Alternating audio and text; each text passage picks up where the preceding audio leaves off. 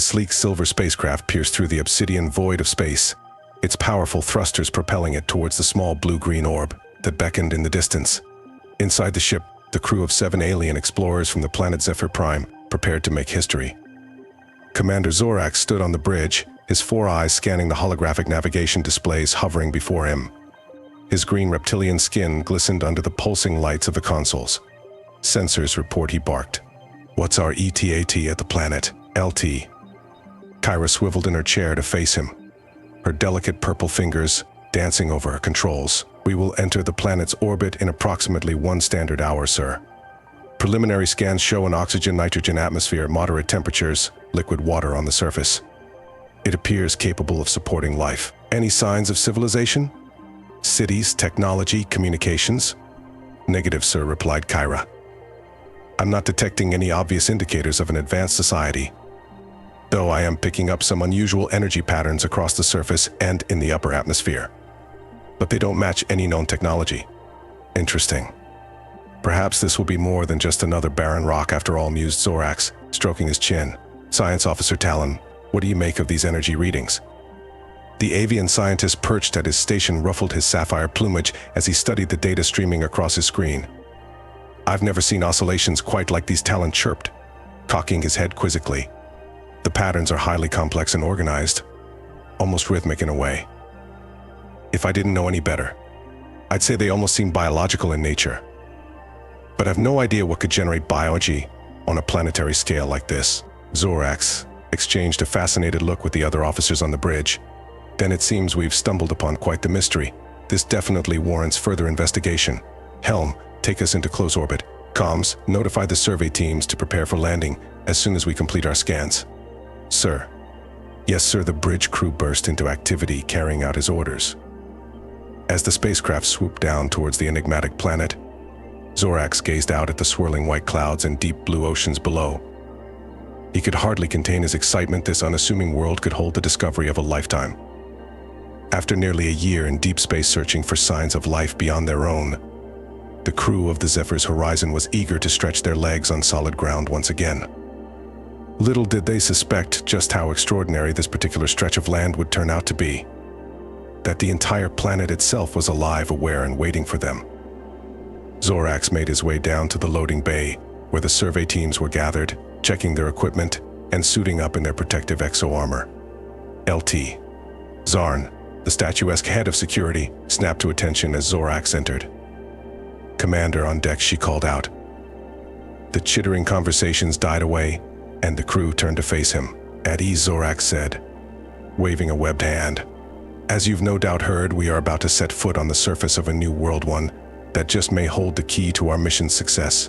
Our scans show no signs of technology or civilization, but have detected some intriguing energy readings we can't yet explain." Excited murmuring rippled through the assembled scientists and soldiers. Zorax held up a hand for silence. "I want teams advancing with caution. We have no idea what we're walking into down there. Stay alert, check in regularly, and be prepared for anything. We came here seeking peaceful contact with new forms of life, intelligent life. There may yet be more to this planet than meets the eye, but let's not forget the dangers we've faced before." Zorax watched his crew as they made their final preparations, pride swelling in his chest. They were the best the Alliance had to offer, the brightest minds and bravest hearts from a dozen worlds. Together they had already overcome so much. As the first expedition to voyage beyond the frontiers of Allied space in generations, the eyes of billions rested upon them. "Company ready for drop, Commander LT," Zarn reported. "Shuttle pods standing by." "Well then," Zorax grinned, a gleam in his eye. "Let's not keep our hosts waiting any longer. It's time to make history." Zarn gave a quick salute, and then turned to bellow at the crew. "You heard the commander. Look alive and load up. I want first landing parties planetside in 15 minutes. Move it, move it, move it." As the exploration teams hustled into position, the ground beneath the Zephyr's horizon trembled almost imperceptibly, and a vast, ancient awareness began to stir from its long dormancy far below. The alien shuttle pods streaked through the clear blue sky, anti-grav thrusters humming. Inside the lead craft, Zorax watched the lush landscape rolling by underneath them, pristine emerald forests stretching from horizon to horizon, broken only by snaking rivers that sparkled in the morning sunlight. Herds of strange grazing beasts scattered as the vessel screamed past overhead. Deploy landing sensors, Zorax ordered over the comms. Let's find a good spot to put down. So what do you think we'll find down there, LT? Zarn asked from the seat beside him. Besides trees and critters, I mean. You really believe there might be some sort of intelligence here we've missed? Zorax stroked the bony ridges over his eyes pensively. I don't know what we'll find, Zarn. But there is more to this place than there appears. I can feel it in my guts. Call it a hunch. Sir, I think I have something called the pilot. Topographical scans show an anomalous landmass 50 clicks ahead. Define anomalous. Well, it's a mountain, sir. A mountain that isn't on any of our orbital surveys of the region. Zorax and Zarn exchanged a look of surprise. It just appeared. How is that possible? Unknown, sir. But its big rough coordinates put it at 3 kilometers high and 5 kilometers across. Definitely wasn't there during our last pass. Helmsman, set course for the mountain. Best possible speed, Zorax commanded, eyes narrowing. All other teams converge on our position. Science Officer Talon, what are you getting on sensors now? The avian scientist's face appeared on Zorax's wrist holo. Commander, the energy patterns we detected from orbit are spiking massively in the vicinity of that mountain. The emanations are off the scale like nothing I've ever seen. A technology of some kind after all. If it is, it's like no technology our civilization has encountered before. I don't. Wait, Talon broke off, eyes widening at something off screen. By the Seven Suns, the pilot gasped and Zorax snapped his gaze forward. The mountain had come into view. And it was moving. Gargantuan shards of black stone shifted and rotated, grinding against each other in the distance. Anything that large shouldn't have been able to move that quickly. A chasm yawned open across its surface, glowing from within. As he watched transfixed, the fissure took on a familiar shape. An eye. Kilometers high and infinitely deep, it swiveled to fix the tiny ships with its unblinking gaze. A voice like grinding tectonics rumbled across the plains. Welcome, far-flung travelers, to the world you call Earth. It boomed in oddly accented Alliance standard. We have dreamt of your arrival for eons untold. No one could move or breathe, let alone formulate a response. After a moment, the mountain spoke again in a voice that made the ground tremble. Aye, Earth, I have been waiting for you. Zorax finally found his voice. Waiting for us. Across the stars I felt your minds, years and parsecs removed from here and now. I knew your quest would one day bring you to me. The commander's mind raced to process this reality-shattering revelation. You're alive? This whole planet is a living being. Aye, a world entire, Commander Zorax. My body is water and stone, my blood flows in magma and glaciers, my breath gusts through forests and canyons. Your people are motes adrift in the story I have woven. Terror warred with wonder in Zorax's chest. Then you know why we've come. What we seek. You quest for meaning in an ancient, empty cosmos. For some sign that yours is not the only spark of sapience to flicker against the pitiless void. Yes, exactly that. For generations we've wondered if we were alone. If in all the galaxy only we had arisen to question it, but now, to find another mind, even if in this astonishing form. Your journey has been long and your hearts are weary, the voice rumbled, more gently than before. Land then and walk freely in my gardens. There is much I would discuss with your species, star wanderers.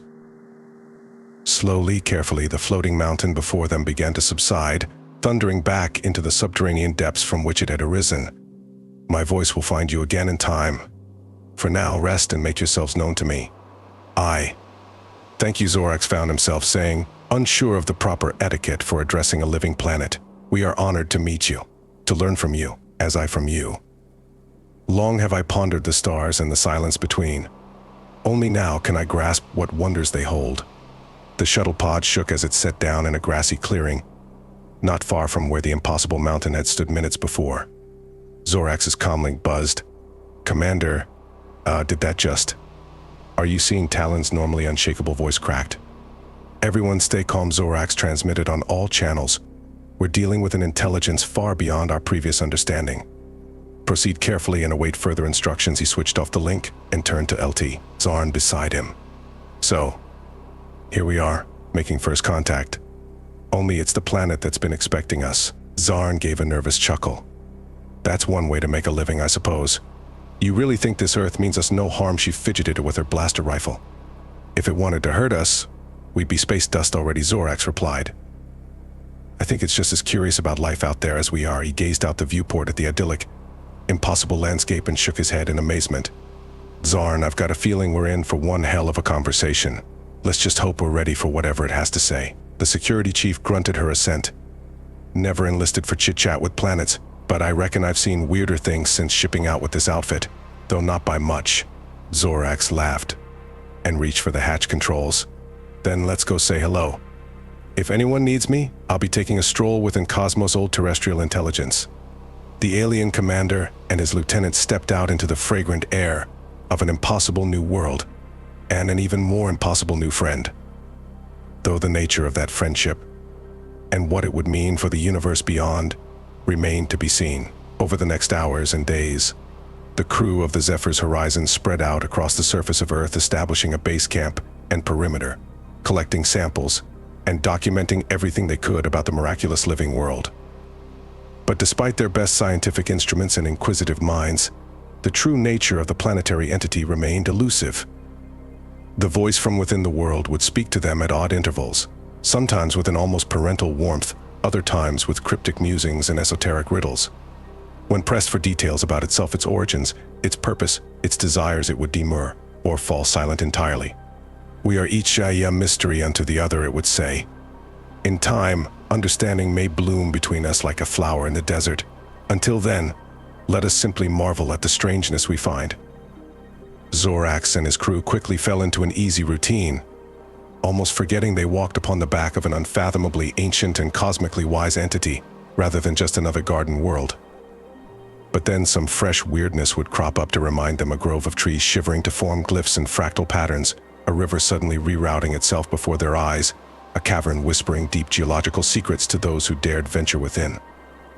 Even with a living planet as their host, there was still science to conduct, camps to manage, a mission to complete. After several days, though the sun overhead never precisely set, and time seemed to move strangely on this world's surface, Zorax called a meeting in the heart of their sprawling encampment.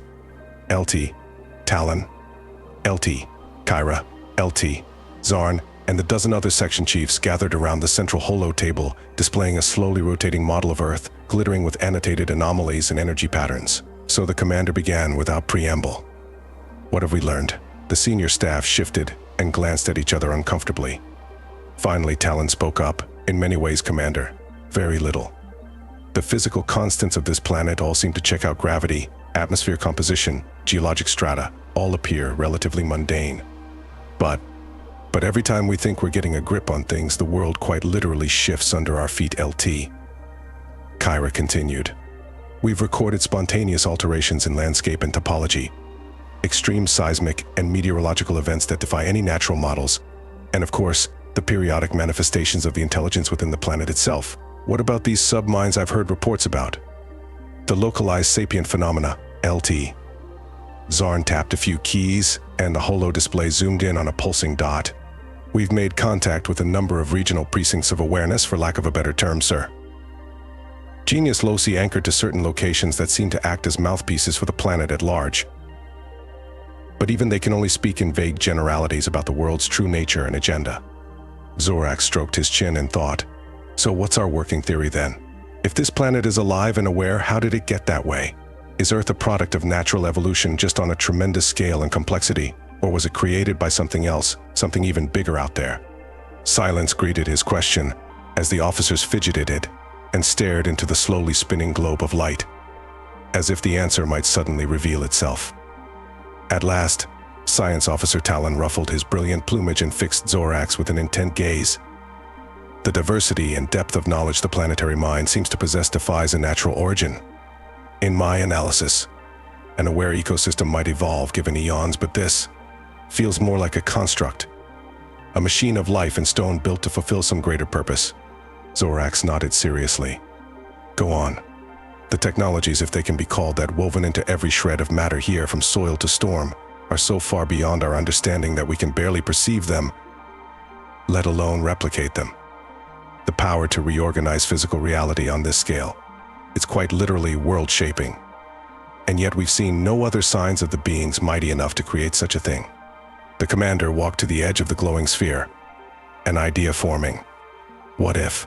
What if Earth isn't just a created intelligence, but a repository? A tomb or time capsule left behind by its long-vanished makers. The last speaker for a lost civilization. Hence why it was so eager for our arrival. LT Kyra breathed in realization. We may be the first new minds it's encountered since its designers departed or went extinct.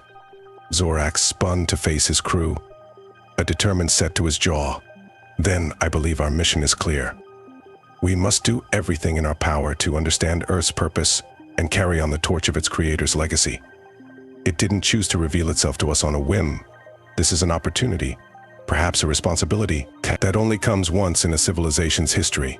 We cannot squander it. Murmurs of assent met his rallying cry. Talon bobbed his feathered head. Imagine if we could harness a fraction of the planet's knowledge and technology. What we could do. Let's take this one epiphany at a time, Zorax cautioned. Our first duty is to establish a cooperative dialogue with the entity, learn all we can, share all we can, and ensure our peoples can coexist in peace. Then perhaps we can start unraveling the deeper mysteries at play here. The staff nodded their agreement and set about discussing plans for advancing contact with Earth and analyzing the troves of data they'd already collected. Zorax dismissed them to their duties but remained behind, gazing into the depths of the planet slowly turning hollow. What secrets do you hold? He murmured under his breath.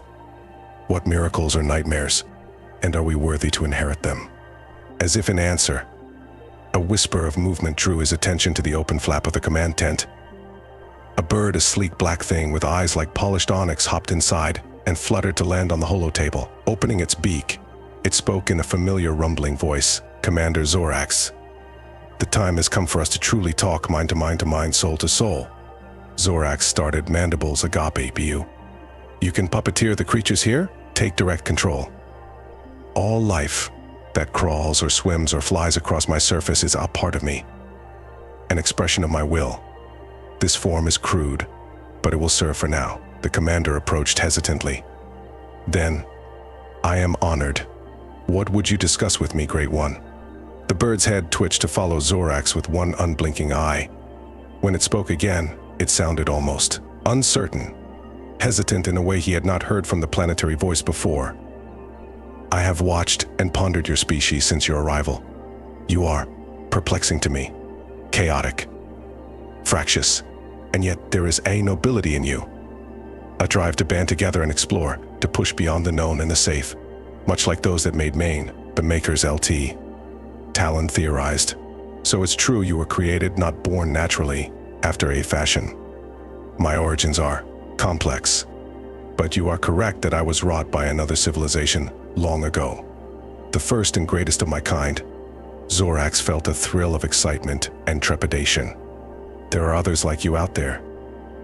There were. We were created to be caretakers, gardeners of sapient life across 1,000 worlds, each unique, each sublime in our purpose. Created by whom? And where are they now? The bird was silent for a long moment. My makers moved on long ago. Even I do not know where or why. As for the others of my kind, I have felt their lights wink out over the ages, one by one. I fear I may be the last. I'm so sorry, Zorax said, moved by an inexplicable upwelling of sympathy for the ancient, lonely entity. I have been empty for so long, Commander, yearning for the vibrancy of minds not my own. You cannot imagine my joy at your arrival. The voice paused, seeming to compose itself, which is why I must now share with you the truth and travails of my long existence, so that you may prepare yourselves. Zorax steeled himself. Prepare ourselves for what? Oh, for the darkness that hunts among the stars. The doom that claimed my siblings, and which now turns its gaze upon you. A shudder ran through Zorax despite himself. When he found his voice again, it was thick with dread. Tell me everything. Over the next several hours, the two beings won a mere mote in the grand dance of the cosmos. the other a titanic intellect vast as an entire world communed through the insignificant medium of a bird. By the time Earth was done sharing its tale, Zorax was filled with both exhilaration and terror. Earth disclosed a history spanning eons of the rise and fall of galactic empires, the flowering of entire lineages of living planets and other grand megastructures, and the inscrutable purposes of universe shapers whom it knew only as the founders. Each living world was imbued with what Earth called the gift, the power to cultivate entire ecosystems and nudge the species that dwelt upon them towards peace and enlightenment. But one by one, over tens of thousands of years, the great Gaian network succumbed to a creeping blight of corruption and madness.